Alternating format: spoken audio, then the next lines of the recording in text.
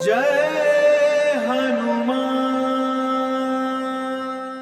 What is the percentage of hard work and what is the percentage of luck and God blessings? Modi ji ने कभी सोचा था वो prime minister बन BJP, जाएंगे? कांग्रेस या काकरोच? इस पे मैं ज्यादा कमेंट्स नहीं लेना चाहता। जुडिशरी कंट्रोल में सरकार रह रहे या सरकार कंट्रोल में जुडिशरी रह रहे? गवर्नमेंट का मैकेनिज्म ऐसा है, उसमें पब्लिक के लिए हैरासमेंट बहुत ज्यादा है। Living relationships are also dominating the marital system. मैं लिव इन रिलेशनशिप बोल रहे हैं नहीं, आप जैसा चाहे वैसा रहिए, जिसके साथ चाहे उसके साथ रहिए। मैं इसके खिलाफ हूँ। मेडिकेशन एजुकेशन के लिए इतना पैसा निकालना पड़ रहा है हमारा जॉब से, क्यों? आज दिल्ली में लाखों लोग सड़कों पे सोते हैं, ये हमारे देश की तरक्की है। आज आप ये देखिए, हिंदुस्तान में हजारों आदमी भूख से मरते हैं और आप ये जान के चलिए ये हमारे देश की तरक्की है। चाइना ने अपनी जो इंक्रीज पॉपुलेशन थी उसको अपनी ताकत बनाया। हमारे देश में हमारी पॉपुलेशन को हम अपनी कमजोरी मान के चल रहे हैं और अपनी कमजोरी ही बढ़ाते जा रहे हैं और कमजोरी ही बनाते जा रहे हैं। ट्रूली स्पीकिंग, हम जब बचपन में पढ़ते थे तब भी इंडिया वाज अंडर डेवलप्ड, अभी भी इंडिया इज अंडर डेवलप्ड, कल भी India is under developed only. India is developed का शब्द मैंने सुना ही नहीं।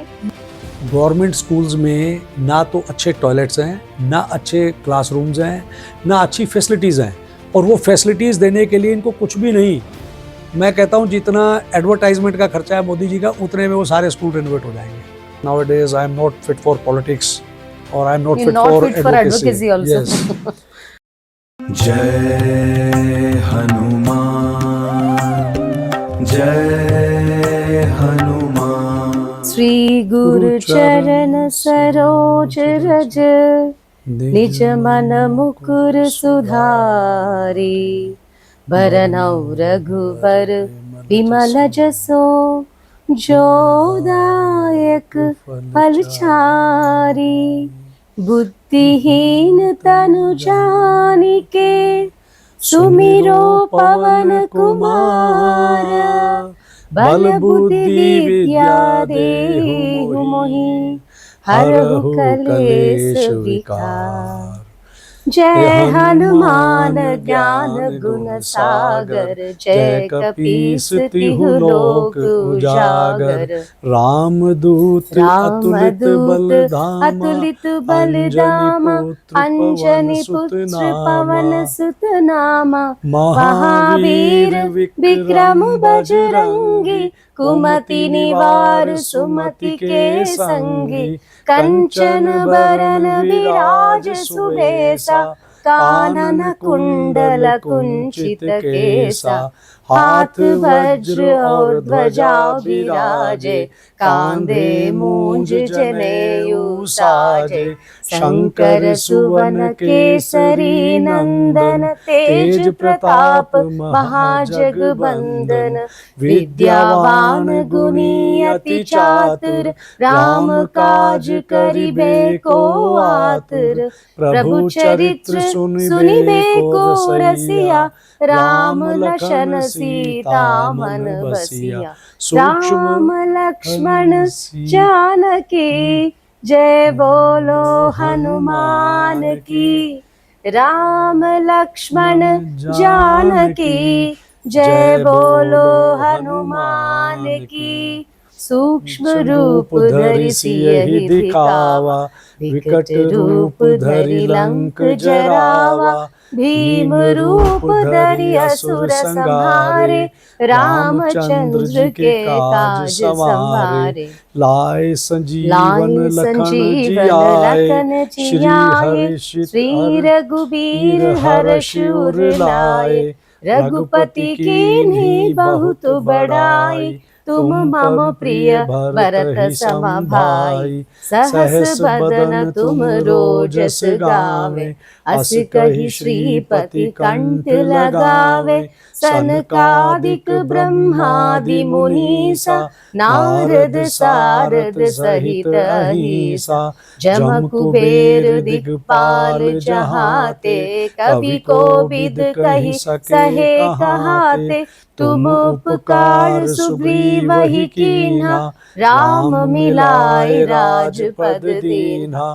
तुमरो मंत्र विभीषण माना, लंकेश्वर भय सब जग जाना, जुग सहस्त्र जो जन पर भानु, लील्योता ही मधुर फल जानू।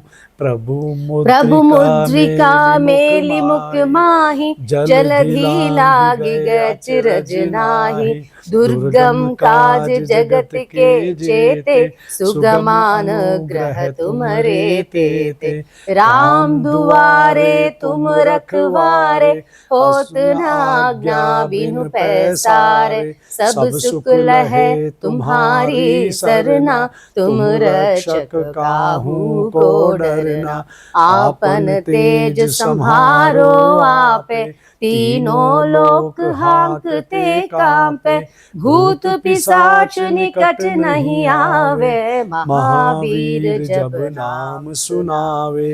नासे रोग हरे सब पीरा, जपत निरंतर हनुमत बीरा। संकट ते हनुमान छुड़ावे, मन क्रम भजन ध्यान जो लावे। सब पर राम तपस्वी राजा, तिनके काज सकल तुम साजा। और मनोरथ जो कोई लावे, सोई अमित जीवन फल पावे। चारों जुग पर ताप तुम्हारा, है प्रसिद्ध जगत उजियारा। साधु संत के तुम रखवारे, असुर निकंदन राम दुलारे। अष्ट सिद्धि नौ निधि के दाता, असबर दीन जानकी माता। राम रसायन तुम्हारे पासा, सदा रहो रघुपति के दासा। तुम्हारे भजन राम को पावे, जन्म जन्म के दुख बिसरावे।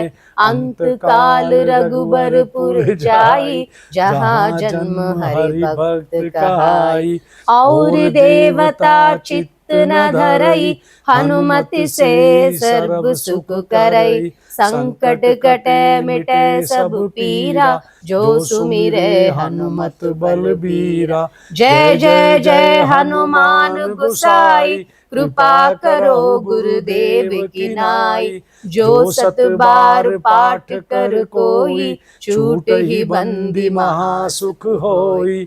जो यह पढ़े हनुमान चालीसा, होए सिद्धि साकी गौरी सा। तुलसीदास सदा हरि चेरा, कीजय नाद हृदय महादेव। पवन तनय संकट हरण, मंगल मूर्ति रूप।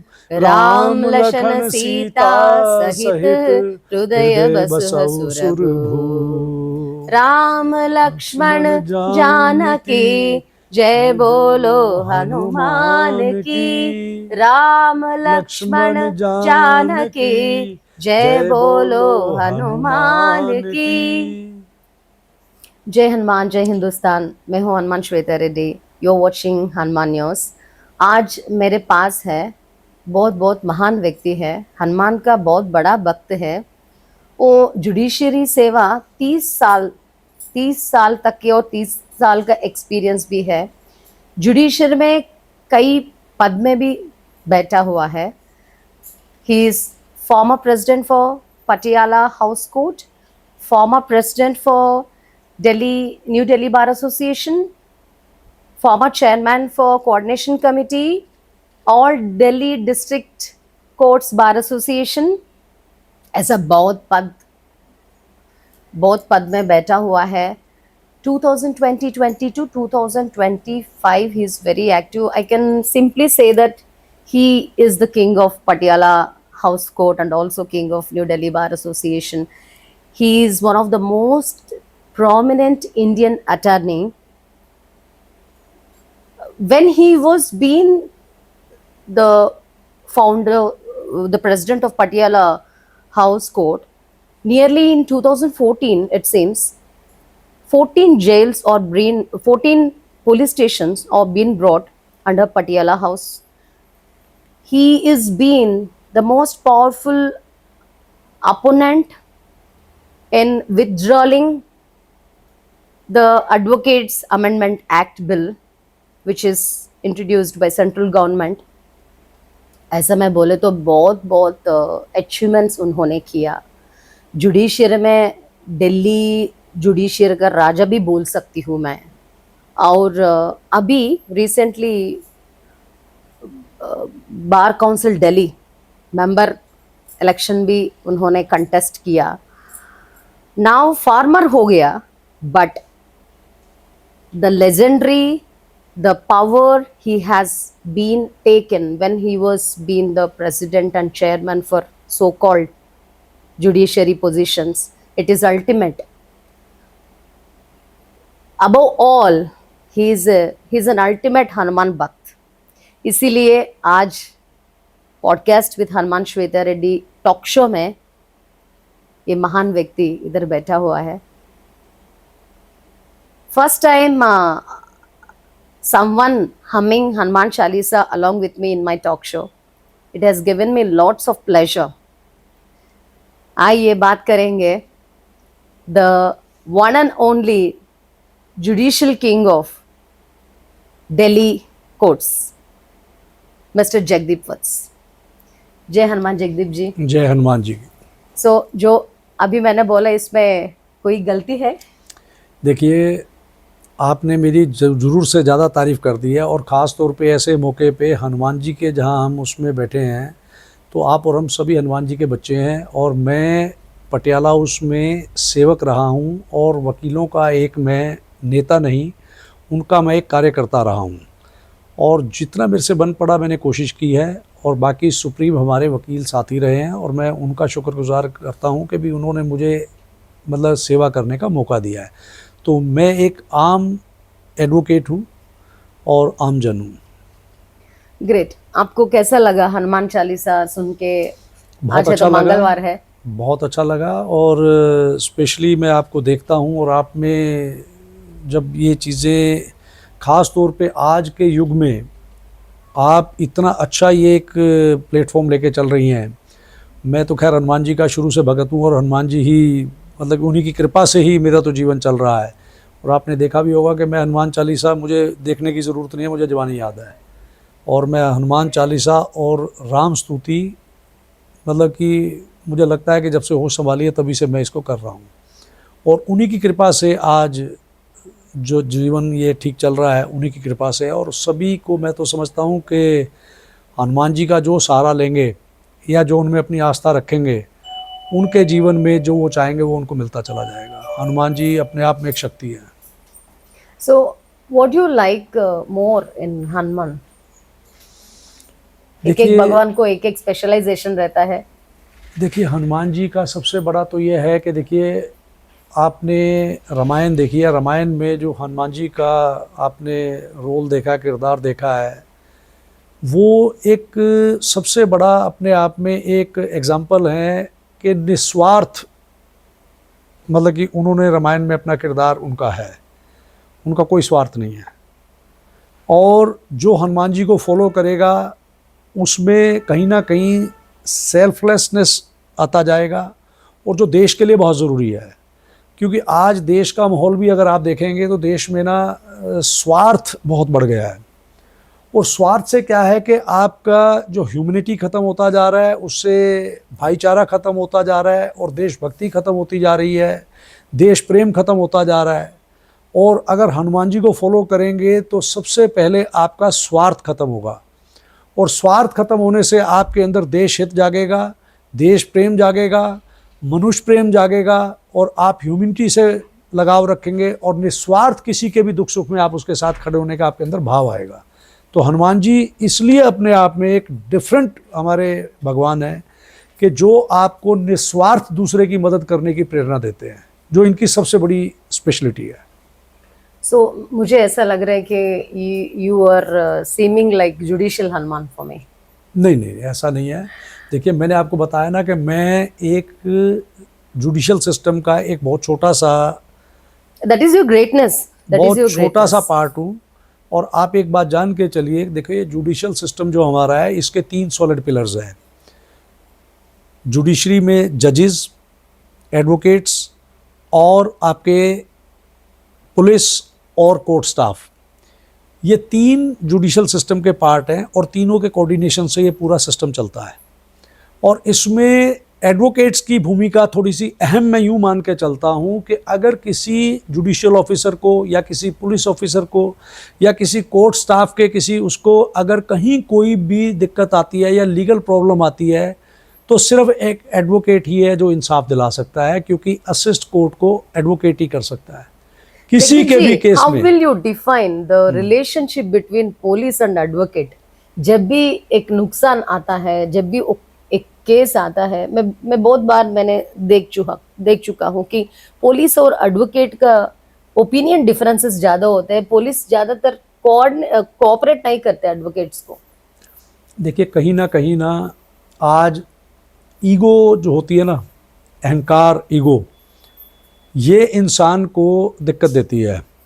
और जहाँ तक मैंने बताया कि पुलिस का अपना इम्पोर्टेंस है, एडवोकेट का अपना इम्पोर्टेंस है। अगर किसी पुलिस ऑफिसर पे कोई केस बन जाता है तो उसका केस कौन फाइट करता है? वो खुद तो कर नहीं सकता, जज कर नहीं सकता, तो किसी ना किसी एडवोकेट को ही तो हायर करता है ना। तो आप ये मान के चलिए, ऐसा नहीं है, बहुत से पुलिस ऑफिसर्स पे केस चल रहे हैं, बहुत से जजेस पे भी केस चल रहे हैं, बहुत से जजेस के रिलेटिव्स पे भी केस चल रहे हैं, तो उनको अल्टीमेटली इंसाफ कौन दिलाता है? एडवोकेट। आप ये मान के चलिए, देखिए पांचों उंगलियां एक जैसी नहीं होती, ना तो सभी पुलिस वाले गलत हैं, ना सभी जजेस गलत हैं, ना सभी एडवोकेट्स गलत हैं। और कहीं ना कहीं मैं समझता हूँ कि सभी को कहीं ना कहीं इम्प्रूव करना चाहिए और इस बात को समझना चाहिए कि जजेस, पुलिस और एडवोकेट्स, इनको तीनों को जब इनका कोऑर्डिनेशन रहेगा तभी ये जुडिशियल सिस्टम बहुत अच्छा रहेगा। अगर इन तीनों में, जैसे आपने बताया कि अगर पुलिस और एडवोकेट्स आपस में कन्फ्रंटेशन रखेंगे तो ये सिस्टम अच्छा नहीं चल सकता है, क्योंकि हर पुलिस ऑफिसर को कोर्ट में आना है और हर वकील को भी पुलिस वाले के साथ ही केस को देखना है। जितने भी क्रिमिनल केसेस होते हैं उसमें पुलिस वाले ही विटनेस होते हैं और फिर एडवोकेट्स उनको क्रॉस एग्जामिन करते हैं। तो इस तरीके से कहीं ना कहीं मैं समझता हूँ कि अगर कहीं ना कहीं क्लैश होता भी है तो वो ईगो की वजह से होता है।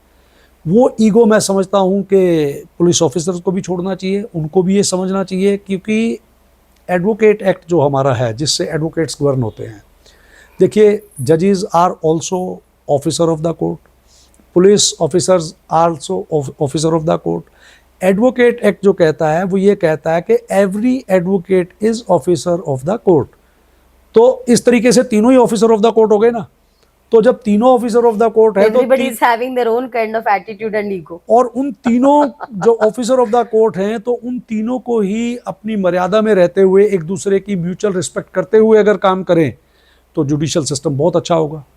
अगर तीनों में से कोई भी एक ईगो लेगा तो वो कहीं ना कहीं डिस्टर्बेंस होगी और जुडिशियल सिस्टम बेहतर नहीं हो सकता। हमारा इंडियन कानून सिस्टम में बहुत पुलिस स्टेशंस में अभी तक एडवोकेट कैबिन नहीं बन पाया। हम what is the reason behind it? मैंने देखती हूँ पुलिस को सब सेक्शंस के बारे में पता नहीं। अगर रेप हुआ तो दूसरा सेक्शंस डाल के एफआईआर फॉर्म करते हैं, अगर दूसरा एक्सीडेंट होते तो दूसरा वो उनको सेक्शंस का नॉलेज नहीं होता। इस सिचुएशन में एडवोकेट कैबिन होना चाहिए ना? नहीं, आप बिल्कुल ठीक कह रहे हैं। देखिए इसमें क्या है कि गवर्नमेंट पब्लिक प्रोसिक्यूटर्स होते हैं, मतलब जो सरकारी वकील होते हैं वो गवर्नमेंट की तरफ से ऑलरेडी अपॉइंटेड होते हैं। लेकिन आपकी ये बात ठीक है कि कम से कम एक सरकारी वकील हर पुलिस स्टेशन में होना चाहिए। उससे क्या रहेगा कि कहीं ना कहीं बैलेंस रहेगा।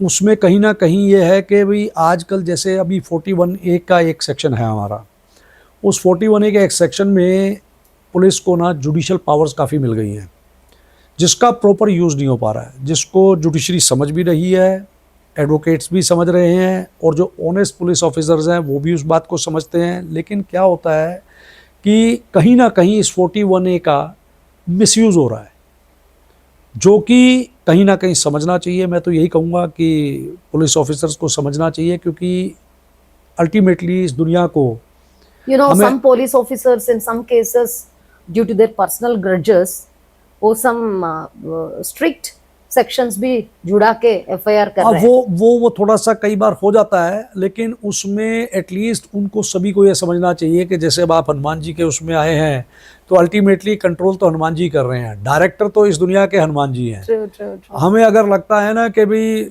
जजेस, lawyers, police can control the things, देखिए कंट्रोल तो इस दुनिया पे आज भी अगर आप मान के चलिए कि वो हनुमान जी ही कर रहे हैं। हनुमान टाइम्स। हाँ, हनुमान जी आपके जरिए प्रेरणा दे रहे हैं भाई, आप उनके एक तरह से सारथी या आप उनकी उसको हनुमान जी की उसको लेके चल रहे हैं आगे और समाज में प्रसार कर रहे हैं, तो बहुत अच्छा कर रहे हैं आप। तो सभी को ये जान के चलना चाहिए कि अगर मैं कुछ गलत करूँगा तो मुझे आज नहीं तो कल उसका भुगतान करना पड़ेगा। अगर कोई पुलिस ऑफिसर गलत कर रहा है तो उसको भी उसका भुगतान करना पड़ेगा, क्योंकि अल्टीमेटली आपके दिमाग में क्या चल रहा है मैं नहीं देख सकता, मेरे दिमाग में क्या चल रहा है आप नहीं देख सकते, लेकिन वो जो हनुमान जी है ना, वो हमारे सबके दिमाग को पढ़ सकते हैं। उनको अच्छे से पता है कि आपके दिमाग में मेरे दिमाग में क्या चल रहा है। थर्ड आई है ये, जैसा अभी कैमरा हमको देख रहे हैं। हाँ। तो उसी नाते आप एक बात जान के चलिएगा कि अगर कोई भी आदमी अपनी पावर्स का मिसयूज़ कर रहा है और अपनी पावर्स का मिसयूज़ करते हुए किसी के साथ हार्डनेस कर रहा है या किसी का नुकसान कर रहा है, तो वो उसको अल्टीमेटली एक दिन आएगा कि उसको भी उसका भुगतान करके ही जाना पड़ेगा, यही सब फेस करके जाना पड़ता है। एंड हमारा जुडिशियल सिस्टम में, coming to the district courts, you are also chairman for coordination committee for Delhi district courts bar association. When we think about Delhi, हमको सुप्रीम कोर्ट याद आता है, बाद में दिल्ली हाई कोर्ट याद आता है, बाद में डिस्ट्रिक्ट कोर्ट्स के बारे में सोचने के लिए थोड़ा इज्जत का सवाल आता है। बहुत लोगों को कॉन्वर्सेशंस में नहीं सुना, मैडम अगर होते तो सुप्रीम कोर्ट का मैटर बोलो, नहीं तो हाई कोर्ट का मैटर बोलो, एनी स्टेट्स हाई कोर्ट और supreme court is our level.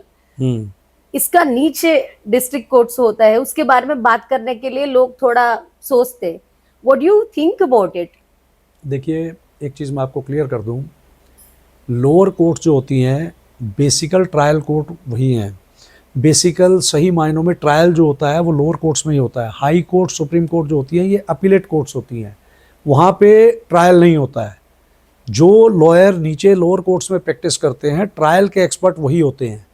High court, supreme court में वो नीचे से जो डिसीजन होके ऊपर जाते हैं, उनकी अपील्स वो कंटेस्ट करते हैं। हम राजनीति से कंपेयर करना चाहिए तो इसको डिस्ट्रिक्ट कोर्ट्स को रीजनल पॉलिटिक्स बोल सकते, या सुप्रीम कोर्ट को सेंट्रल गवर्नमेंट?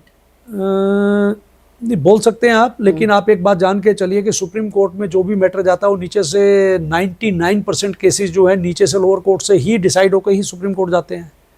और अगर मान लो नीचे से अगर ढंग से हो जाए तो ऊपर जाएंगे ही नहीं केस। और इसमें मेरी एक और भी सजेशन है आपके इस चैनल के माध्यम से। देखिए, अब जैसे हिंदुस्तान में justice eight door step base पे सुप्रीम कोर्ट ने कुछ जजमेंट्स दिए हुए हैं कि भी पुअर लिटिगेशंस को जस्टिस उनके डोर पे मिलना चाहिए, उनके नज़दीक मिलना चाहिए। अब जैसे मान लो सुप्रीम कोर्ट हिंदुस्तान में एक ही है, एक ही बेंच है सिर्फ दिल्ली में। अब एक आदमी केरला में रहता है, तमिलनाडु में रहता है, या एक आदमी वेस्ट बंगाल में रहता है, और वहाँ का जो पुअर लिटिगेंट है वो बेचारा इतना अफोर्ड ही नहीं कर सकता कि वो दिल्ली आ सके, तो वो कैसे जस्टिस पाएगा? तो जस्टिस एट डोर स्टेप जो आपका एक मतलब कि वो सुप्रीम कोर्ट का एक वो है कि भाई बेस है कि उस पर वो चल रहे हैं। और दिल्ली में जो बाइफर्केशन अभी लोअर कोर्ट्स में हुई है 11 डिस्ट्रिक्ट्स की, वो भी जस्टिस एट डोर स्टेप की बेस पे ही हुआ है। तो उस बेस पे मैं आपके चैनल के मोबाइल कोर्ट्स है ना, हाँ, तो मैं आपके चैनल के माध्यम से भी कहना चाह रहा हूँ, और इसमें मैं अभी एक रिप्रेजेंटेशन भी मैं तैयार कर रहा हूँ, और वो भी मैं I will forward to the law ministry और मतलब कि प्राइम मिनिस्टर सब जगह भेजूंगा मैं, कि भी सुप्रीम कोर्ट की भी एटलीस्ट 4 बेंच कम से कम होनी चाहिए, जो मैं समझता हूँ। वैसे तो हर स्टेट में सुप्रीम कोर्ट की एक बेंच होनी चाहिए, पर अभी इतना आसान नहीं है, लेकिन एटलीस्ट सब जगह ना भी करें तो कम से कम जैसे केरला, तमिलनाडु और नेबरिंग स्टेट्स वहाँ के जो हैं वहाँ के लिए एक बेंच कर दी जाए। दूर की बात कर रहे हो आप, दिल्ली की बात कर रहे हो, सुप्रीम कोर्ट की बात कर रहे हो, लेकिन तमिलनाडु, तेलंगाना लोकल एरियाज में भी एडवोकेट्स बहुत कॉस्टली बन गए हैं। देखिए, Why are you not talking about the fees that are being charged by the costliest advocates in the regional places? देखिए, मेरा ये मानना है कि जो ये एडवोकेट का प्रोफेशन है एक नोबल प्रोफेशन है, और चूंकि इस प्रोफेशन में आने के बाद कहीं ना कहीं हम सभी भटक जाते हैं, लेकिन मैं फिर कहूँगा कि कहीं ना कहीं हमें अपने पे कंट्रोल करना चाहिए, क्योंकि एक नोबल प्रोफेशन है और इसमें हमारा जो गाउन होता है, गाउन के पीछे एक पॉकेट होती है। उसका मतलब ये होता है कि कोई भी क्लाइंट अपनी मर्जी से जाते हुए जो भी फीस आपको दे के जाए, आपको वो एक्सेप्ट करते हुए उसका केस करना चाहिए, लेकिन जो कि पॉसिबल नहीं है, क्योंकि आज जो इतनी महंगाई बढ़ चुकी है या इतनी आपकी नीड्स बढ़ चुकी हैं, उनको मीट वीट करने के लिए कहीं ना कहीं मतलब जगदीप जी, केस जीतेंगे या हारेंगे ये सेकेंडरी थिंग है, लेकिन फीस है तो हर ट्रायल को भरना पड़ता है। हाँ, उसमें थोड़ा सा मैं ये समझता हूँ कि भी हर लॉयर को थोड़ा सा अपने क्लाइंट्स को देख लेना चाहिए। अगर क्लाइंट इस पोजीशन में नहीं है कि वो फीस ज़्यादा दे सके, तो उसके साथ कहीं ना कहीं थोड़ा सा इसीलिए पब्लिक बोल रहे adjust करना हैं चाहिए। कोर्ट कचहरी, कोर्ट आने के लिए जजेस बुला रहे, एडवोकेट्स भी बुला रहे, लीगल सिस्टम भी बुला रहे, आप कोर्ट को इस्तेमाल करो, और पुलिस भी बोल रहे पुलिस स्टेशंस को इस्तेमाल करो, लेकिन चार्जेस की वजह से लोग डर रहे हैं। दूसरी बात क्या है कि वंस द कोर्ट कचहरी स्टार्टेड ना, उसको अंत कहाँ होता है पता नहीं। इंडियन थोड़ा सा अपना जो जुडिशियल डिलीवरी सिस्टम है थोड़ा सा स्लो है, मैं इसको मानता हूँ, लेकिन फिर भी कहीं ना कहीं आप ये मान के चलिए दिल्ली में जो आपका जुडिशियल सिस्टम है ये फिर स्टेट्स के कंपैरेटिवली काफ़ी फास्ट है। यहाँ फिर कहीं ना कहीं फास्ट है, और मैं समझता हूँ कि जैसे दिल्ली में फास्ट है इसी तरीके से स्टेट्स में भी होना चाहिए, क्योंकि स्टेट्स में क्या है कि वहाँ एक ही जज के पास सिविल मैटर्स भी हैं, क्रिमिनल मैटर्स भी हैं, तो वो फिर जजेस मतलब कि थोड़ी देर सिविल करते हैं फिर क्रिमिनल करते हैं, तो पूरी तरह से उसको नहीं कर पाते हैं। तो मैं आपके चैनल के माध्यम से ये भी एक बात रखना चाहूँगा कि वहाँ थोड़ा सा जैसे दिल्ली में है, जो सिविल कोर्ट्स हैं वो सिविल का ही काम करती हैं, जो क्रिमिनल कोर्ट्स हैं वो क्रिमिनल का ही काम करती हैं, जो कमर्शियल कोर्ट्स हैं वो कमर्शियल का ही काम करती हैं, तो उससे जो फैमिली कोर्ट्स हैं वो फैमिली कोर्ट्स का ही काम करती है। वहाँ हालांकि फैमिली कोर्ट्स का तो कंसेप्ट वहाँ भी आ गया है। So you are also specialized in multiple like civil litigations and criminal defense, matrimonial disputes, property law, custom, हाँ ये मोस्ट ऑफ केसेस में accidental crimes. हाँ yes most of You are all in one, I can say. हाँ काफ़ी cases किए हैं। So most probably ज़्यादातर आपका फोकस और आपका स्पेशलाइजेशन कौन सा है इसमें? मैंने ज़्यादातर क्रिमिनल केसेस और मैट्रिमोनियल केसेस मैंने बहुत किए हैं, सीबीआई के केसेस सब भी किए डिवाइड हैं। करते हैं हस्बैंड वाइफ को? नहीं डिवाइड तो नहीं करते हैं, मेरी तो खैर विश ये रहती है, मेरे पास कोई भी मैटर आता है तो मैं तो काउंसलिंग पूरी तरह से अपने तरफ से करता हूँ। इवन मेरे पास कोई फीमेल्स के लिए कोई केस आता है जो मैं लड़की की तरफ से होता हूँ, तो मैं उसके केस को मैक्सिमम डिले करने की कोशिश करता हूँ कि ताकि किसी तरह से उनका आपस में घर खराब ना हो। आप क्या सोच रहे हैं, आजकल ये फैमिली कोर्ट्स ज्यादा हो रहे हैं और फैमिली डिस्प्यूट्स भी ज्यादा हो रहे हैं, ये क्या है? मैट्रिमोनियल ट्रेडिशन कहाँ जा रहा है? फैमिली डिस्प्यूट्स इसलिए बढ़ रहे हैं क्योंकि पहले क्या होता था कि पेरेंट्स अपने बच्चों को ना एजुकेट करते थे, कहीं ना कहीं टाइम देते थे, उनको थोड़ा बहुत गाइड करते थे, बच्चियों को भी और बच्चों को भी, कि आफ्टर मैरिज उनको किस तरीके का बिहेव करना है, उनको कल्चर कहीं ना कहीं देते थे, उनको अपनी जो हिंदुस्तानी संस्कृति है उसके बारे में बताते थे, समझाते थे। आज पेरेंट्स के पास टाइम नहीं है। और दूसरा क्या है कि छोटे छोटे झगड़ों में ही लड़के और जॉइंट फैमिलीज भी रहते थे उस समय, जॉइंट फैमिलीज भी रहते थे, न्यूक्लियर बन गए। हाँ, जॉइंट फैमिली की वजह से कहीं ना कहीं एक दबाव रहता था, एक प्रेशर रहता था। आज क्या है कि जो हम जितना मतलब न्यूक्लियर फैमिलीज में जा रहे हैं उतना ही किसी का किसी पे कोई प्रेशर या दबाव नहीं है। पहले क्या होता था कि भी अगर हस्बैंड वाइफ का डिस्प्यूट हो गया तो मोबाइल्स नहीं थे, पुरानी बात कर रहा हूँ मैं, तो एक दो दिन झगड़ा हुआ, तीसरे दिन हस्बैंड वाइफ आपस में एक दूसरे को मना लेते थे। तो आज क्या हो गया कि मोबाइल्स आने की वजह से कम्युनिकेशन गैप जो है बिल्कुल खत्म हो गया है। So do you mean that mobile has become the partner? Main जो डिस्प्यूट्स का रीज़न ये है। और दूसरा सबसे बड़ा जो रीज़न है, कहीं ना कहीं हम हिंदुस्तानी कल्चर को भूलते जा रहे हैं और हमें कहीं ना कहीं अपने इस कल्चर की जिम्मेदारी हर इंसान की है जो हिंदुस्तानी है। और अगर आपका कल्चर नहीं रहेगा तो आप भी धीरे धीरे ख़त्म हो जाओगे। अगर आप देख रहे हैं कि आज हस्बैंड वाइफ के डिस्प्यूट्स की वजह से आज यूथ शादी नहीं करना चाहता है। आज अगर आप देखें जो यंग लड़के लड़कियां हैं वो सिंगल रहना चाहते हैं, लिव इन में रहना चाहते हैं, वो शादी नहीं करना चाहते क्योंकि उनको दिखाई दे रहा है कि डेली डिवोर्स हो रहे हैं। so many surveys are also been done by the media houses. हाँ, रिसेंट टाइम्स में दिल्ली और हैदराबाद में भी ऐसा है हालत, जैसा दिल्ली में वैसा तेलंगाना आंध्र में भी हर जगह। मेट्रो सिटीज में तो ये बहुत ज़्यादा है, थोड़ा सा छोटे शहरों में फिर कहीं ना कहीं कल्चर है, वहाँ थोड़ा सा मतलब न्यूक्लियर फैमिलीज का So, ये भी tradition कारण कम हो है। सकता है कि girl wants to be financially independent. नहीं, अच्छा है, होना चाहिए, लेकिन आप एक बात बताइए, आज पुराना समय में भीख मांगना पड़ता था हस्बैंड से देखो साड़ी एक खरीद बात करने तो के लिए या एक बा- नेकलेस खरीद करने नहीं के नहीं लिए। नहीं नहीं नहीं, आप एक बात ये समझ के चलिए, मैं आपके चैनल के माध्यम से एक बात जरूर कहना चाहूँगा। आज के दिन हर लेडी अपनी भाभी को तो देखना चाहती है सीता के रूप में, हम्म, हर लेडी अपनी भाभी को देखना चाहती है सीता के रूप में, और जो वो उसमें देखना चाहती है वो खुद में नहीं देख पा रही है। अच्छा। वो अपनी भाभी को जो देखना चाहती है उसको वो खुद को भी देखना चाहिए, बस इतना ही फर्क है। इसको जो समझ लेगा तो सारे डिस्प्यूट्स खत्म हो जाएंगे। सो आप कोई भी आप किसको ब्लेम कर सकते हैं, हस्बैंड को या वाइफ को? इधर थोड़ा सा सेंसिटिव है सब्जेक्ट, मैन एंड वुमेन का इश्यू है, मैन एंड वुमेन का ईगो भी है। नहीं नहीं, देखिए इस दुनिया को आज सृष्टि की रचयिता कौन है? फीमेल है। आज औरत जननी है और वो रिस्पेक्टेबल थी, है और रहेगी, क्योंकि इस दुनिया में किसी के भी घर को चलाने वाली बनाने वाली औरत ही होती है। आदमी घर नहीं बना सकता, आदमी बाहर बिजनेस कर सकता है, काम कर सकता है, लेकिन घर को बनाना, संवारना, चलाना ये शुरू से ही औरत का काम रहा है, और औरत ही कर सकती है, आदमी नहीं कर सकता। और आज जो आपने अभी थोड़ी देर पहले बात कही ना कि फाइनेंशियल इंडिपेंडेंस, देखिए फाइनेंशियल इंडिपेंडेंस की जहाँ तक बात है, आज भी आप जितने बड़े बड़े बिजनेसमैन देख लो, जितने बड़े बड़े घर देख लो, जितने मिलियनेयर आदमी देख लो, उनकी प्रॉपर्टीज जो है 90% उनकी फीमेल्स के नाम से है। आप उठा के देखो, धर्मपत्नी पत्नी के नाम है। आपका प्रॉपर्टीज किसका नाम पर और है? और सुनिए, मेरी वाइफ के नाम है, मेरे बच्चों के नाम है। अब मैं आपको एक और बता देता हूँ। देखिए, आप कोई प्रॉपर्टी परचेज करने जाते हैं तो उसमें सेल डीड अगर आप कराने जाते हैं तो फीमेल को 2% का डिस्काउंट है, मेल को कोई डिस्काउंट नहीं है। True. तो आप ये देखिए ना, अभी फीमेल को तो एक्स्ट्रा प्रिविलेजेस मिल ही रही हैं।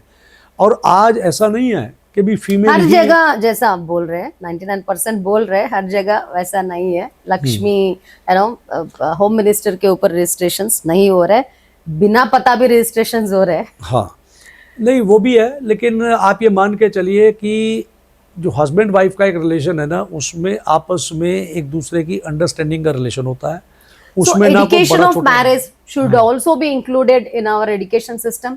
जैसा हम साइंस को पढ़ रहे हैं, फिजिक्स को पढ़ रहे हैं, मैथमेटिक्स को पढ़ रहे हैं, एडवोकेसी को पढ़ रहे हैं, वैसा आने वाले पीढ़ियों को एजुकेशन सिस्टम में ये भी इंक्लूड करना पड़ता है क्या? देखिए, मैं एक चीज हाउ टू जानता हूँ। Behave in a marital system. नहीं, आप बिल्कुल ठीक कह रहे हैं, और इस पे मैं पिछले 3-4 साल से मैं कुछ विचार कर रहा हूँ। अभी मैं थोड़ा आपके इससे डिस्क्लोज नहीं कर सकता, बट मैं आपको एक चीज़ छोटी सी बताना चाह रहा हूँ।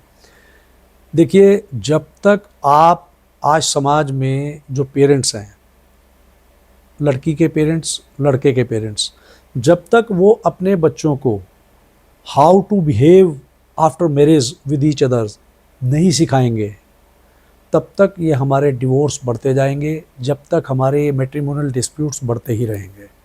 क्योंकि जो एक्सपीरियंस पेरेंट्स को होता है वो एक्सपीरियंस बच्चों को नहीं हो सकता, क्योंकि उन्होंने शादी नहीं किया है। शादी के बाद सबसे बड़ी ज़रूरत होती है पेशेंस की। वो पेशेंस हस्बैंड वाइफ में थोड़ा टाइम के बाद आती है, कम से कम उसके लिए 5, 7, 10 साल, 15 साल, कईयों को तो 20-20 साल लग जाते हैं वो पेशेंस लेवल डेवलप करने के लिए, टॉलरेंस। और आज क्या है कि जैसे इंडिपेंडेंस की आपने बात की ना, कुछ हमारे समाज में कुछ चीज़ों का मतलब दुष्प्रभाव भी है और दुष्प्रचार भी है। देखिए, मैं लेडीज़ के इंडिपेंडेंट होने पे उसके खिलाफ नहीं हूँ। मैं कहता हूँ लेडीज़ को इंडिपेंडेंट होना चाहिए, लेकिन जो हमारी मर्यादा है देश की, समाज की, औरत जननी है। आदमी तो बच्चे पैदा नहीं कर सकता, औरत तो बच्चे तो औरत ही पैदा करेगी। तो आप ये मान के चलिए, तो उस नाते जब औरत इतनी महान है कि वो इस मतलब कि जननी है, जननी का मतलब यह है कि सृष्टि को चलाने वाली है, वो शक्ति है। और आप एक बात और मेरी मान लीजिएगा, जिस घर में जो आदमी अपनी वाइफ को रिस्पेक्ट दे के चलेगा उस घर की तरक्की को कोई नहीं रोक सकता, और जो आदमी बाय हार्ट अपनी वाइफ के साथ नहीं रहेगा तो वो घर डाउनफॉल में जाएगा, नुकसान में जाएगा। तो आप एक बात जानिए, सबसे पहले मैं ये चाहता हूँ कि आप अपनी बच्चियों The other को, side, living relationships are also dominating the marital system. मैं लिव इन कोर्ट्स रिलेशनशिप बोल रहे हैं आप मैं जैसा इसके चाहे वैसा रहिए, जिसके साथ चाहे उसके साथ रहिए। मैं इसके खिलाफ हूँ। कोर्ट्स को सुनना है या कल्चर को सुनना है? मैं लिव पागल इन बन रहे हैं यूथ। नहीं, मैं लिव इन रिलेशनशिप के यूं खिलाफ हूँ। अब इसको समझिएगा आप, क्योंकि फॉरेन में जितने भी डिवोर्स होते हैं यूरोप में, वो कंपैरिजन बेस पे होते हैं। कंपैरिजन बेस का मतलब ये होता है कि अगर आप लिव इन में शादी से पहले एक लड़का 3-3 लड़कियों के साथ लिव इन में रह गया, एक लड़की 3-3 लड़कों के साथ लिव इन में रह गई, और उसके बाद उन्होंने जाके शादी की, तो शादी के बाद फिर वो कंपैरिजन फीलिंग आएगी कि उन जो पहले उसके साथ जिनके साथ वो रह चुकी है या वो रह चुका है, तो अगर उससे बेटर वहाँ वो थे तो वो फिर उसके साथ एडजस्ट नहीं कर पाएगी। तो ये सबसे बड़ा एक दिक्कत है जो कि अब यूरोप में भी, फर्स्ट एंड सेकंड मैरिज में भी होता है ना? हाँ बिल्कुल होता है, 100% होता है। अब आप यूरोप में देखेंगे, यूरोपियंस जो लोग हैं वो हमारे कल्चर को अडॉप्ट करते जा रहे हैं, हमारी संस्कृति को पकड़ रहे हैं वो, क्योंकि उनको समझ में आ गया है कि जो इंडियन कल्चर में मतलब है बात, वो वहाँ के उसमें नहीं है। और हम क्या कर रहे हैं, हम अपने कल्चर को छोड़ कपड़े से लेकर, हम यूरोपियन कल्चर को कपड़े से पकड़ते जा रहे हैं, लेकर, हर चीज से में, हर लेकर, चीज में, हर चीज में, कॉस्मेटिक्स, फैशन से हर चीज लेकर में, हर चीज को हम हर चीज में। वेस्टर्न को कॉपी कर रहे हैं, कॉपी कर रहे हैं। Including the living and also Yes, marital yes, system. yes, जो कि गलत वो है। क्यों हो रहा है ऐसा? देखिए, आपका जीवन उतना ही सुखमय रहेगा जितना आप नेचर के साथ मिलकर चलेंगे।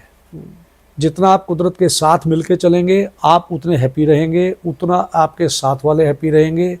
आप जितना कुदरत को छोड़ के दिखावे में, शो ऑफ में अपनी लाइफ को लेके जाएंगे, उतना ही आप नुकसान में जाएंगे और आप खुद भी परेशान रहेंगे। इनर आपकी सोल भी सेटिस्फाइड नहीं रहेगी और आप फिर दूसरों को भी सेटिस्फाइड नहीं कर पाएंगे। जितना ही मैन, स्पाइडरमैन के बारे में बात करते हो, उतना हनुमान के बारे में बात करने के लिए तैयार नहीं है हमारा जेनजी और युवा।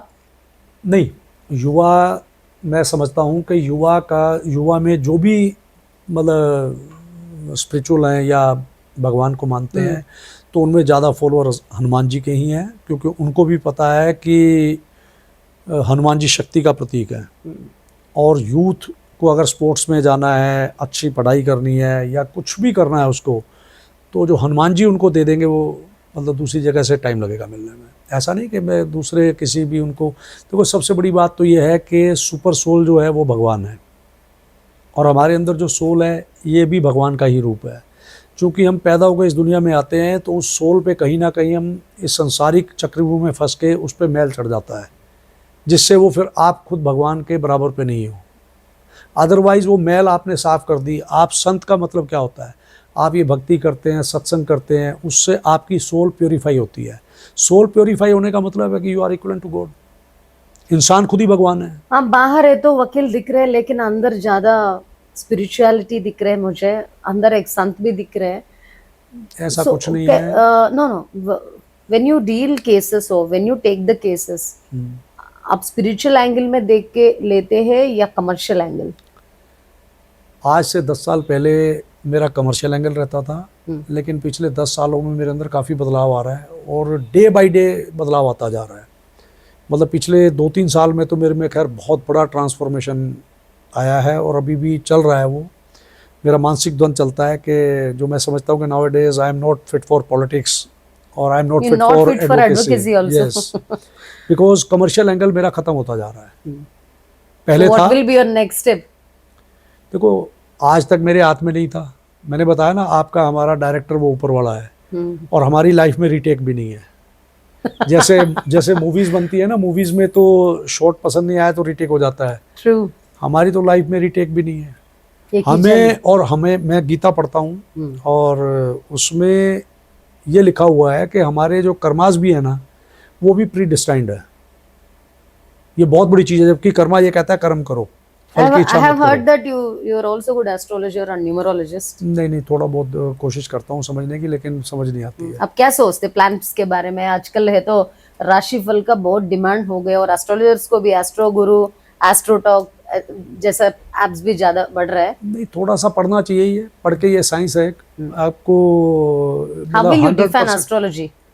एस्ट्रोलॉजी एक साइंस है और इसमें अगर आप थोड़ा सा इसको समझ लेते हैं और उसके अकॉर्डिंगली आप प्रिकॉशंस लेके चलते हैं तो आपका जीवन थोड़ा सा सुखमय हो जाता है और बरसात में छाता मिल जाता है आपको. प्रारब्ध तो बदले नहीं, कोटि करो उपाय. लेकिन फिर भी आपको जब ये पता चल जाता है एस्ट्रोलॉजिकल के अब आपका समय कैसा है, अब अच्छा है, तो आप स्पीडी चल सकते हैं. बहुत लोग बोलते हैं मेहनत करो सक्सेस आ जाएगा. इसके ऊपर विश्वास करते क्या? What is the percentage of hard work and what is the percentage of luck and God blessings? देखिए, हार्ड वर्क तो कभी जाया जाएगा ही नहीं, आप इस बात को जान लीजिए. भले ही आपका समय अच्छा है या आपका समय ख़राब है, हार्ड वर्किंग तो आपको छोड़नी ही नहीं है. लेकिन आप ये मान के चलिए कि एस्ट्रोलॉजिकल जो आपके स्टार्स हैं वो आपके प्रारब्ध के अकॉर्डिंगली आपके अंदर चिप फिट होती है. जब कोई भी इस दुनिया में आता है पैदा होके, तो उसमें उसके जो प्रारब्ध होते हैं उसके अकॉर्डिंगली आपके स्टार्स प्लेस्ड होते हैं आपके उसमें. तो आप ये मान के चलिए कि आपके जो प्रारब्धास थे उनको देख के जो आपके स्टार्स अब आए हुए हैं, अब मान लो आपके स्टार्स अच्छे हैं तो आपको अच्छा फल देंगे ही देंगे. अगर मान लो आपके स्टार्स अच्छे नहीं प्लेस्ड हैं और आपको लगता है कि बुरा आपका समय हो सकता है, तो उसमें अगर आप एस्ट्रोलॉजी को देख लेते हैं या किसी से पूछ लेते हैं तो उससे आपको कहीं ना कहीं प्रिकॉशन लेने में आसानी रहती है. ये भी एक तरह से जैसे आप बीमार होते हैं, डॉक्टर के पास जाते हैं, फिर आपका ट्रीटमेंट करता है, तो ऐसे ही जैसे आपने मैट्रिमोनियल केसेस की बात की, मैट्रिमोनियल केसेस में आप ये मान के चलिए कि अगर ये दोनों पार्टीज हस्बैंड वाइफ अगर एस्ट्रोलॉजिकली दोनों अच्छे से चेक करा लें तो उनको Before पता चल marriage. जाएगा. हाँ, उनको पता, हाँ, बिफोर मैरिज भी चेक कराएं और मैरिज के बाद अगर डिस्प्यूट चल रहे हैं तो तब भी उनको कराना चाहिए. उससे उनको बहुत आराम मिल सकता है. क्योंकि आफ्टर मैरिज जो हमारी पर्सनल लाइफ में जो डिस्प्यूट्स या कुछ भी चीज़ें चल रही हैं, परेशानियां चल रही हैं, उनका सॉल्यूशन ही आपको एस्ट्रोलॉजी से मिलेगा. या वास्तु दोष होता है, कई बार वास्तु से भी आपको डिस्टर्बेंस होती है. तो आपको वास्तु और एस्ट्रो वास्तु इन दोनों को कहीं ना कहीं कंसल्ट आपको करते रहना चाहिए. लेकिन हाँ, कंसल्ट आपको ऐसे से करना चाहिए जो निस्वार्थ आपको थोड़ा गाइड करे, क्योंकि इसमें भी प्रोफेशनलिज्म बहुत ज़्यादा है. वो थोड़ा सा अपने उसके प्रोफेशनल उसके लिए थोड़ा सा मिसगाइड भी थोड़ा सा करते हैं, लेकिन वो नहीं करना चाहिए. So what is the regular puja pattern of yourself? कोशिश करता हूँ कि प्रभु मुझे अपनी भक्ति दें, और कई बार दे देते हैं और कई बार नहीं भी कर पाता, लेकिन कोशिश है. दिन में कैसा रहता है आपका पूजा? सुबह तो डेली पूजा करता हूँ और मैं अब बिल्कुल कोशिश कर रहा हूँ कि सात्विक रहूँ. आज से 10-12 साल पहले तक तो मैं खैर संसारिक जैसे लोग होते हैं वैसे ही था, तो लेकिन अब slowly you are transforming a spiritual guru. ये ऊपर वाले सब ऊपर वाले का क्रेडिट है, मेरा कुछ नहीं है. और देखो, वाल्मीकि जी थे, वो कभी डाकू थे, बाद में उनसे रामायण लिखवा दी. तो ऐसे ही हर इंसान का है, आपके स्टार्स बदलते हैं, आपका थॉट प्रोसेस बदल जाता है. So coming to the politics, already judiciary में तो बहुत इलेक्शंस आपने देखा. मेरा अब अंदर से मेरा मानना पॉलिटिक्स की तरफ कम है, अध्यात्म की तरफ ज़्यादा है. You don't have interest in politics? Interest कम होता जा रहा है. सभी जो भी आप एक्सपीरियंस ले चुका है जुडिशियल ऊपर इलेक्शन वाले से, देखो, ऊपर वाला जब चाहता है ना, जैसे चेस की गेम होती है ना, वो ऐसे उठाता है मोरे को, ऐसे रख देता है. मोदी जी ने कभी सोचा था वो प्राइम मिनिस्टर बन जाएंगे? बीजेपी, कांग्रेस या कॉकरोच? देखिए, मैं इसमें कुछ और कहूँगा. मोदी जी कभी सोच सकते थे वो प्राइम मिनिस्टर बनेंगे? लोग समझते हैं कि मोदी जी बहुत बड़े पॉलिटिशियन हैं.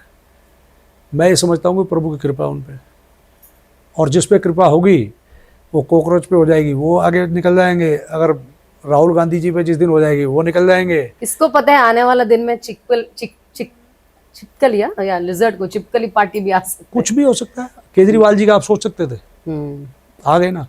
हाँ, लेकिन एक चीज़ जरूर कहूँगा मैं. देखिए, आज हमारे हिंदुस्तान में 80% पब्लिक जो है वो उनकी डेली नीड्स भी पूरी नहीं हो रही हैं. उनकी इतनी मंथली इनकम नहीं है कि वो अपनी डेली नीड्स भी पूरी कर सकें.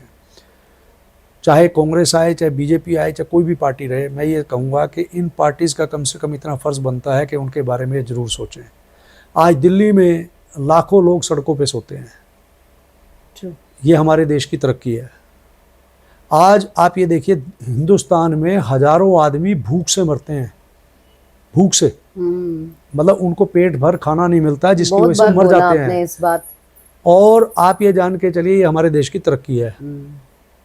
देखिए, आप एक अभी जो नीट का पेपर लीकेज हुआ, अभी जो जनजी, अभी जो कॉकरोच पार्टी धरना कर रहे हैं उधर पार्लियामेंट के पास, जंतर मंतर के पास, इस एपिसोड के बारे में क्या सोच रहे हैं आप? देखिए, हिंदुस्तान का जो यूथ है ना, वो इस समय बहुत डिप्राइव्ड महसूस कर रहा है। वो इसलिए महसूस कर रहा है, देखो देश में महंगाई चरसीमा पे पहुंच चुकी है और सोर्स ऑफ इनकम है नहीं, और यूथ के पास जो सबसे बड़ी दिक्कत है कि रोज़गार नहीं है, और रोज़गार है भी तो जो उनकी एम्बिशंस हैं, जो उनकी नीड्स हैं, वो उस रोज़गार से पूरी नहीं हो पा रही हैं। तो आप ये मान के चलिए, अब नीट के पेपर का तो एक है ही है, ये तो एक खैर बहुत बड़ी गलत चीज़ है कि एक बच्चा पूरे साल से तैयारी कर रहा है और बाद में उसका पेपर लीक हो जाए और फिर सुसाइड बच्चे कर रहे हैं। तो आप ये समझ के चलिए कि ये चीज़ थी तो बहुत गलत। और इसमें देखिए, आप एक बात जान के चलिए, कोई भी आंदोलन जो होता है ना, वो आंदोलन ज़बरदस्ती नहीं खड़ा किया जा सकता। आप ज़बरदस्ती उसको एक दिन चला लोगे, 2 दिन चला लोगे, 10 दिन चला लोगे, इससे ज़्यादा चलेगा नहीं। आज हिंदुस्तान में आप एक बात जान के चलिए कि यूथ अंदर से बहुत दुखी है। आप किसी भी यूथ से जाके पूछो कि हाँ भी you are satisfied, nobody is satisfied even all states, in all states. क्योंकि उसका कारण है, मान लो आपके 500 इंजीनियरिंग बच्चे करके आ रहे हैं, जॉब मिल रही है 100 को, 400 क्या करेंगे? 500 MBBS करके आ रहे हैं, एडजस्ट हो रहे हैं 100 doctor. and notifications are also not being released. और सुनिए, उसके अलावा अगर मान लो आप ये देखिए ना, आप डाटा उठा के देख लीजिए, आपके कितने बच्चों ने ग्रेजुएशन किया, उनमें से कितने बच्चों को जॉब मिला। आप ये देखिए, MA पास बच्चे जो हैं वो पियोन लगने के लिए तैयार हैं, पियोन की नौकरी करने के लिए तैयार are हैं। also running cabs. उसी पे आ रहा हूँ ना जी। हाँ। तो आप ये देखिए, अब देश में इतनी भुखमरी है, इतनी मारामारी है, जिसकी वजह से आप देखिए, आप और हम देश के 10% में हैं। आप उनके बारे में सोचिए जो स्टेट्स में रहते हैं, जिनकी महीने की 20,000 रुपये की भी इनकम नहीं है, वो अपने बच्चों को कैसे पढ़ाते हैं, कैसे उनका गुजारा करते हैं। ये अपने आप में बहुत सोचने वाली बात है। और वो जो सारे के सारे बच्चे हैं, वो अंदर से कहीं ना कहीं आहत हैं, वो अंदर से कहीं ना कहीं दुखी हैं। देखिए, गवर्नमेंट को कहीं ना कहीं ऐसा मैकेनिज़्म बनाने की बहुत सख्त ज़रूरत है। जैसे अभी मोदी जी पीछे कुछ एक कंसेप्ट पे बात कर रहे थे कि made in India, make in India.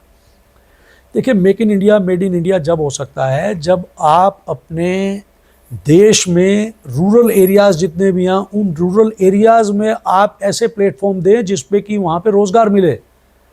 उस पे काम करने की बहुत सख्त ज़रूरत है।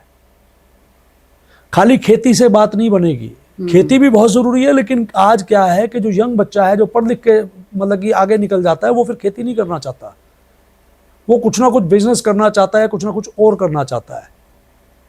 तो उसको जब तक आप वो सारी चीज़ें मुहैया नहीं कराएंगे, आप अदर कंट्रीज़ में देखते हैं, यूरोपियन कंट्रीज़ है, चाइना है, जापान है, सिंगापुर है, उन कंट्रीज़ में क्या है, वहाँ की गवर्नमेंट प्लान करती हैं कि भी उनके सिटीजन्स के लिए उनको क्या सोचना है, उनके सिटीजन्स के लिए उनको क्या करना है, स्पेशली वुमेन एंड चिल्ड्रन, और वुमेन और चिल्ड्रन के लिए सोचते हैं। अब हमारे यहाँ पे क्या है कि आप देखते हैं ना, तो the main सेफ्टी है। important thing, Jagdeep ji, being a 30 years experienced legal counsel, हमारा देश में एजुकेशन फ्री में नहीं मिल रहा है और मेडिकेशन फ्री में नहीं मिल रहा है। बाकी बहुत स्कीम्स है, what ever the party might be in the power, BJP और कांग्रेस और आम आदमी, what ever the party, medication education के लिए इतना पैसा निकालना पड़ रहा है हमारा जॉब से, क्यों?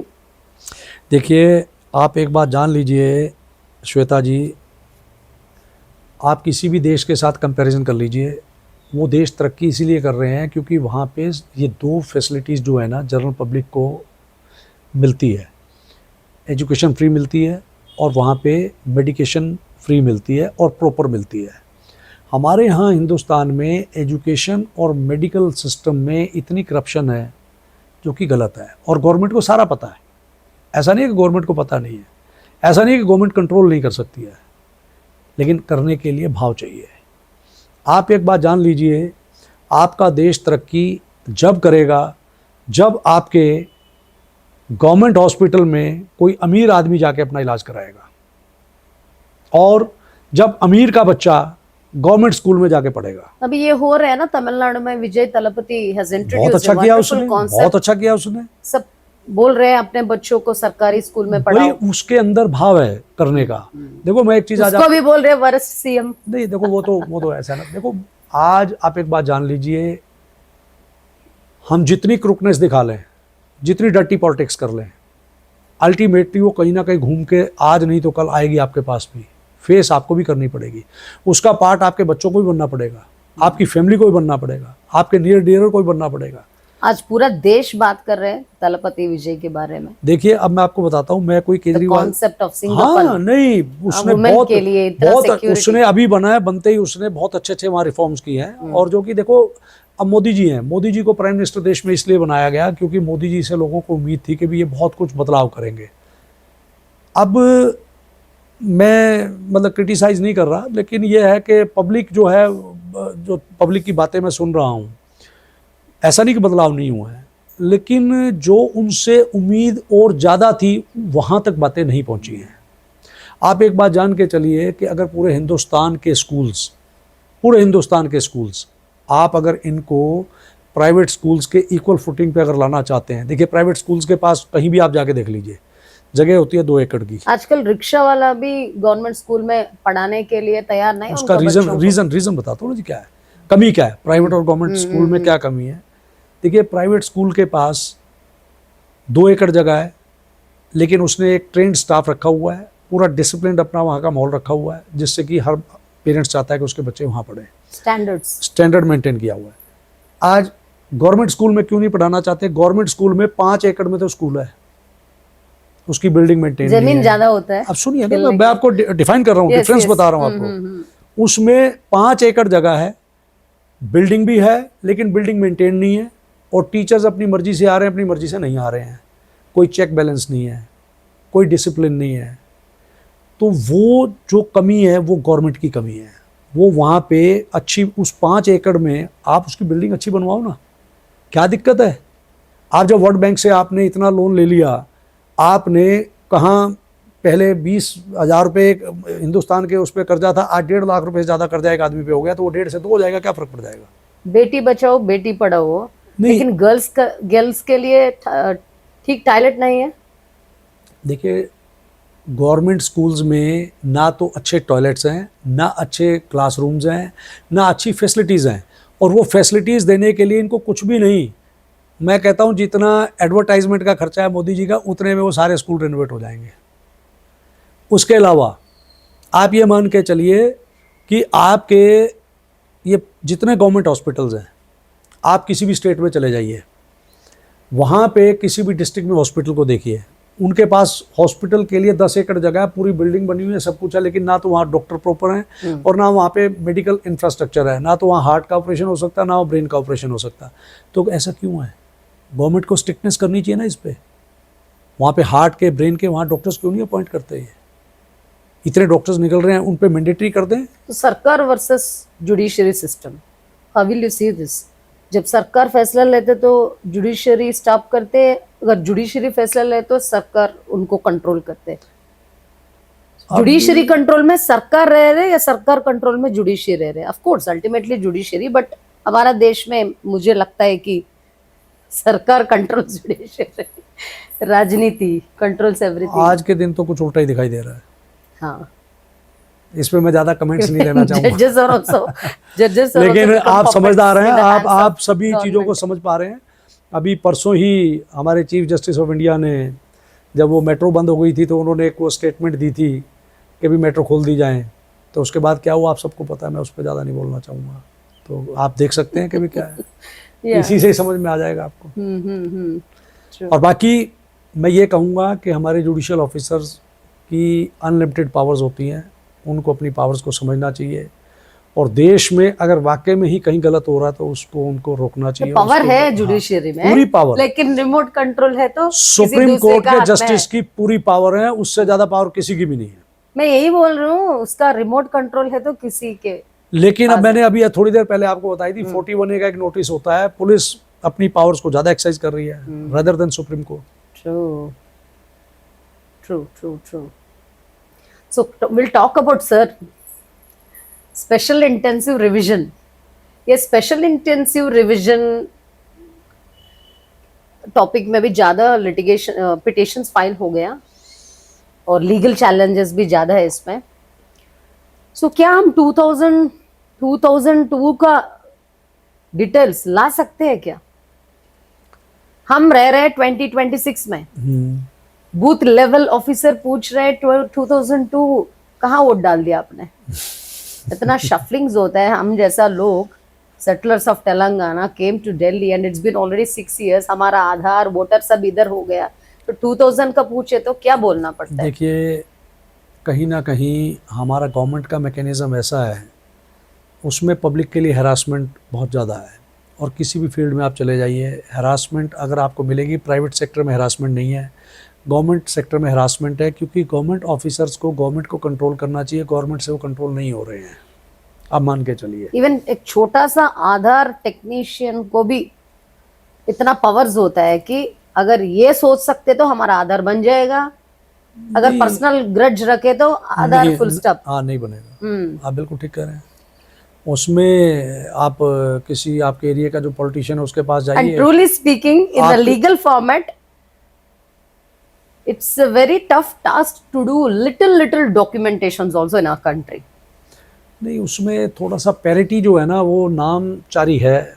और उसको देखो, अगर मान लो जैसे आपने आधार कार्ड की बात की, इलेक्शन कार्ड की बात की, ये छोटी छोटी चीज़ें हैं. ये तो एक फंडामेंटल राइट है हर इंसान का. पासपोर्ट, ये कोई नंबर अपडेट होने के लिए 3 महीने, नाम अपडेट होने के लिए 3 महीने. हमारा सर्वर्स का हालत पता है ना आपको, ऐसा घूमते रहते हैं. सर्वर नहीं, आपको सबसे पहले ये है गवर्नमेंट पोर्टल्स के बारे में बात कर रही हूँ मैं. गवर्नमेंट पोर्टल्स में ही आप बिल्कुल ठीक कह रही हैं कि अगर देखो कोई पॉलिटिशियन उसको लेके जाएगा तो वो उसको कोई चेक नहीं होगा, वो बना के उसके घर दे जाएंगे. और एक लेमैन या एक कॉमन मैन जाएगा तो 3-4 महीने 4 महीने 5 महीने भी चक्कर काटने पड़ सकते हैं. हालांकि पहले से जगदीप जी बहुत मुश्किल से, फॉर एग्जाम्पल हम हाउस शिफ्ट किया, एक नया हाउस, उधर चलने के बाद आधार अपडेट करना पड़ता है, पासपोर्ट, गैस, सब लाइसेंस, एवरीथिंग हैज टू सब चेंज करना पड़ता है. सो इतना मुश्किल से हम बनाते आधार और specially the voter card. Recently बहुत रूल्स एंड रेगुलेशंस को फॉलो करके बहुत लोग नया कार्ड्स बना दिया. अभी ये सर हमारा ऊपर आ गया. सर के वजह से वो जो नया कार्ड्स बना दिया वो क्या होना, वो डस्टबिन में डालना है क्या? Not only in Delhi, this has become a very big issue in Andhra, Telangana, south stretch also. देखिए, अब आजकल क्या चल रहा है कि थोड़ा सा ना देश में जो चीज़ हम देख पा रहे हैं, जैसे अभी कलकत्ता का भी हमने सुना है कि वहाँ बहुत से वोटर्स थे जिनको लिस्ट में नहीं लिया गया. अब SIR भी चल रहा है, आप देख रहे हैं. कितने बार फिल्ट्रेशंस नहीं, फिल्ट्रेशन आप करो, अच्छी बात है. लेकिन फिल्ट्रेशन का मतलब ये नहीं है कि आप अपने हिंदुस्तानी लोगों को ही उसमें से फिल्टर कर दो. भाई, इसका मतलब चॉइस से वो फिल्टर चॉइस से नहीं होना चाहिए. चॉइस का फिल्टर नहीं होना चाहिए ना. अगर मान लो कोई वाकई में ही आपका इंडियन नहीं है, प्रॉपर होना है रूल्स. हाँ, तो उसको आप ढंग से चेक करो और करके उसको इंडिया से बाहर निकालो. फिर आप बाहर भी नहीं निकाल रहे, आप या तो करो ऐसा.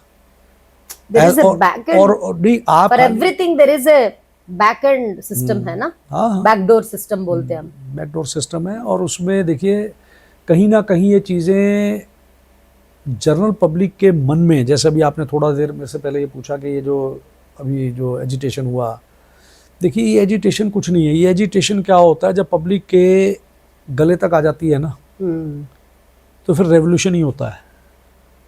और आज आप इंडिया में अगर देखेंगे तो चारों तरफ से लोग असंतुष्ट तो हैं.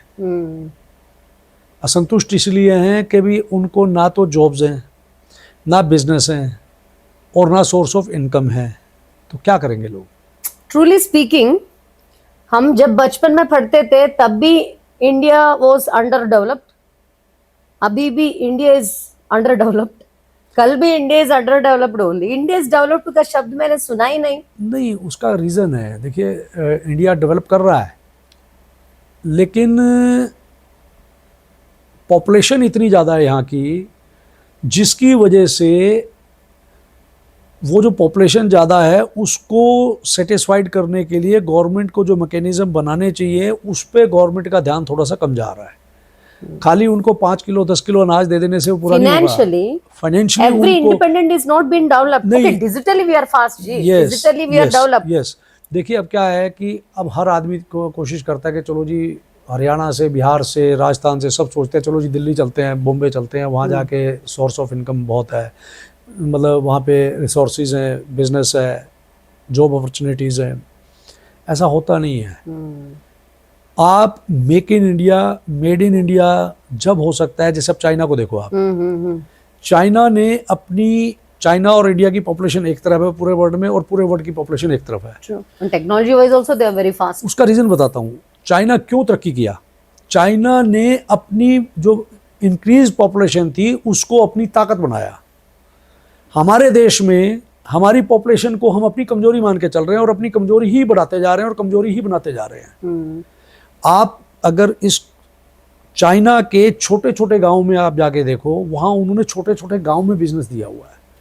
छोटे छोटे गांव में वहां भी हम कर सकते हैं। यस यस, वहां उन्होंने क्या किया हुआ है, छोटे छोटे गांव में, छोटे छोटे एरियाज में, जो जहाँ के लोग हैं, इंटीरियर में पहाड़ों पे लोग रह रहे हैं, रिमोट एरियाज में भी वहां उनको उन्होंने मेड इन चाइना बनाया हुआ है, मेक इन चाइना बनाया हुआ है। ग्रेट। हमारे इंडिया में खाली कह देने से मेड इन इंडिया या मेक इन इंडिया नहीं होता है। आप हमारे जैसे गांव हैं, हमारे बहुत से लोग हैं जो गांव नहीं छोड़ना चाहते, गांव में ही रहना चाहते हैं, लेकिन वो बेचारे वहाँ दुखी हैं। जब वो भूखे मरते हैं, जब उनके पास कोई सोर्स ऑफ इनकम नहीं होती, तो वो बेचारे फिर छोड़ के अपने गाँव को बाहर की तरफ भागते हैं। जैसे बिहार से बहुत से लोग आगे आते हैं, पूर्वांचल से बहुत से लोग आते हैं, राजस्थान से आते हैं, मध्य प्रदेश से आते हैं। वो क्यों जा रहे हैं? क्योंकि उनको अपने एरिए में रिसोर्सेज नहीं मिल रहे, उनको अपने एरिए में जो अपॉर्चुनिटीज़ नहीं मिल रही, उनको वहाँ पे सोर्स ऑफ वर्क नहीं मिल रहा है। अगर आप मेक इन इंडिया या मेड इन इंडिया की बात करते हैं तो आपको स्टेट्स में, उनके रूरल और रिमोट एरियाज में आपको कहीं ना कहीं उनको काम देना पड़ेगा। आप वो देंगे तो कोई बाहर जाएगा ही नहीं, और वही आपकी पॉपुलेशन जो आपकी ताकत बन जाएगी, देश तरक्की करेगा। फिर आप डेवलप इंडिया क्यों नहीं बनेगा? हिंदुस्तान की इतनी पॉपुलेशन के बावजूद आप एक बात बताइए, ये जो एजिटेशन हो रहे हैं, ये एजिटेशन क्यों हो रहे हैं? क्योंकि कहीं ना कहीं गवर्नमेंट को अपनी पॉपुलेशन का यूटिलाइज करना भी नहीं आ रहा है। आप अपनी पॉपुलेशन को उनके काम में लगाओ ना ढंग से, तो तैयार बैठे हैं। मेनली द नोटिफिकेशंस जी, mainly the government notifications are not being properly released, not only the NEET, ये तो एग्जामिनेशन लेवल है। और कमिंग, अभी तक हम मनुष्य के बारे में बात किया, थोड़ा 2 मिनट हम जानवर के बारे में भी बात करेंगे। बिल्कुल बिल्कुल कीजिए। सो you have seen how Supreme Court bench has taken decision on dogs Delhi। अभी तो मैं बहुत खुशी हूँ कि सीएम रेखा गुप्ता ने एक नया वीडियो रिलीज किया कि कुत्तों को मारना नहीं, कुत्तों को, जानवर को मारना नहीं, ऐसा बोला। मुझे एक आइडिया था, मैं आपसे शेयर करूँगी, अगर हो सकता तो आपकी तरफ से भी इसको आगे बढ़ने के लिए सोचो। We have family court, we have hospitals for humans, we have courts for humans, veterinary है तो है एनिमल के लिए, एनिमल एक्ट है लेकिन एनिमल कोर्ट नहीं है। सो इसके बारे में हमारा जुडिशियरी में एक नया सोच आए तो बहुत बढ़िया। नहीं, ऐसा नहीं है कि इस पे एक्ट नहीं है। इसमें देखिए कुछ स्पेसिफिक सेक्शंस हैं कि अगर आप डॉग्स के साथ या किसी जानवर के साथ कुछ भी इनह्यूमन एक्ट करेंगे तो वो यू कैन बी पनिश्ड। लेकिन हाँ, जहाँ तक अभी आपने सुप्रीम कोर्ट की बात की, देखो उसमें वो सुप्रीम कोर्ट के जस्टिस हैं, मैं उनकी सोच पे कुछ बात नहीं कर सकता, बट मैं एक इंसानियत के तकाजे से एक बात कहूँगा कि एनिमल्स जो होते हैं वो भी गॉड की क्रिएशन है, ठीक है, और इंसान से भी हमें प्यार करना चाहिए। जब जैसे इंसान से हम प्यार करते हैं ऐसे हमें जानवर से भी प्यार करना चाहिए। और ख़ास तौर पे डॉग्स जो होते हैं ये एक लॉयल मतलब जानवर है और उनकी हमें केयर करनी चाहिए। और वैसे भी एस्ट्रोलॉजिकल भी आपके बहुत से ग्रह ऐसे हैं जो कि अगर आप डॉग्स की सेवा करते हैं तो आपको उसमें फ़ायदा होता है। अगर आपका शनि खराब है या आपका केतु खराब है, अगर आप डॉग्स की, कैट्स की सेवा करते हैं तो आपको बड़ा रिलीफ मिलता है।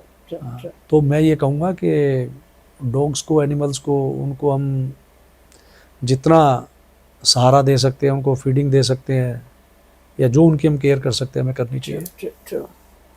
Very wonderful. Jagdeep ji, the former president for Patiala House Court, former president for New Delhi Bar Association, chairman for Coordination Committee, Delhi All District Courts Bar Association.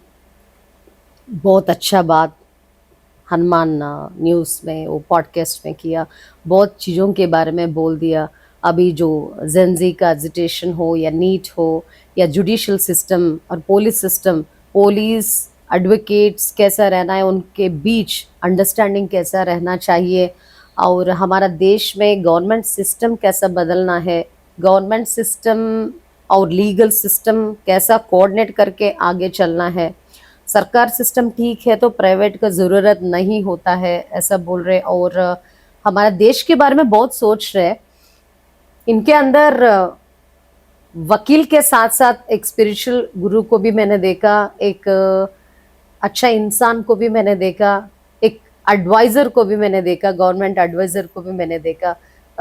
Jagdeep ji ने, he is neutral to all the parties, ना BJP, ना कांग्रेस, ना cockroach, ना Aam Aadmi, but he is requesting the government system to follow the rules and regulations properly. Might be SIR, and might be the new rules and regulations whenever you wanted to upload our basic Aadhaar या passport या license या gas bill या whatever it might be, जो भी documentations, and government का व्यवस्था बहुत slow होता है।